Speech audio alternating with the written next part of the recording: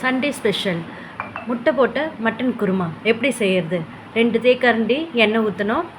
எண்ணெய் நல்லா காஞ்சோனையும் பட்டை லவங்கெல்லாம் போடணும். பட்டை லவங்கம் போட்டோன்னையுமே சின்ன வெங்காயம் ஒரு 10 பல்லு போடணும்.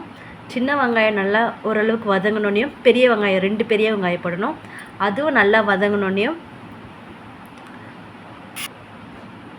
தக்காளி போடணும். 2 தக்காளி போடணும். 2 பச்சை மிளகாய் போடணும். அதுவும் நல்லா வதங்கணும். நல்லா ப்ரௌனிஷாக ஆகிற வரைக்கும் வதக்கிட்ட பிறகு இஞ்சி பூண்டு பேஸ்ட்டு சேர்க்கணும்.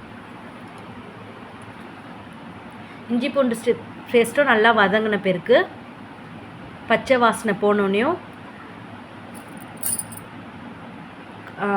உருளைக்கிழங்கையும் ட்ரம் ஸ்டிக்கையும் சேர்த்து நல்லா வதக்கணும். முருங்கைக்காவையும் உருளைக்கிழங்கையும் சேர்த்து நல்லா வதக்கணுன்னையும் மட்டன் ஒரு 1/2 கிலோ மட்டனை போட்டு அதையும் நல்லா வதக்கணும். மஞ்சத்தூள் ஒரு 1.5 ஸ்பூன் போடணும். மிளகாத்தூள் ஒரு 3 ஸ்பூன் மிளகாத்தூள் போடணும். ஃபுல்லாக 3 ஸ்பூன் ஃபுல்லாக போடணும். ஏன்னா இது மட்டன் குருமாவுக்கு கொஞ்சம் நல்லா காரம் கம்மியாகும். ஏன்னா நம்ம தேங்காய் பால் ஊற்றுறதுனால காரம் கம்மியாக இருக்கனால ஒரு 3 ஸ்பூன் நல்லா போடணும். பெரிய ஸ்பூனாக 3. அதுக்கப்புறமா ஒரு குண்டா ஃபுல்லாக வெறும் தேங்காய் பால் ஊற்றணும். அப்புறமா லாஸ்ட்டாக உப்பு கொஞ்சம் போடணும். ஆல்ரெடி வெங்காயம் ஃபஸ்ட்டு வதக்க சொல்லி கொஞ்சம் உப்பு போட்டு தான் வதக்குவோம். அதனால் லாஸ்ட்டாக கொஞ்சம் உப்பு போட்டுக்கணும்.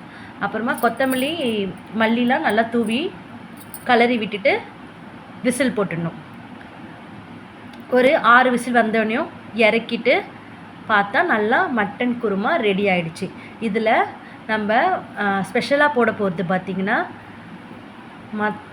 முட்டை ஆம்லேட் தான். முட்டை நல்லா ஆம்லேட் பண்ணி கட் பண்ணி பீஸ் பண்ணி ஒரு முட்டையை 4 பீஸ் பண்ணி துண்டு துண்டாக இந்த குருமாவில் போடணும். இப்போ இந்த குருமா ரெடி ஆகிடுச்சு. இதை நம்ம வீட்டில் இட்லிக்கு, தோசைக்கு, சாதத்துக்கு எல்லாத்துக்குமே ரொம்ப ரொம்ப நல்லா இருக்கும்.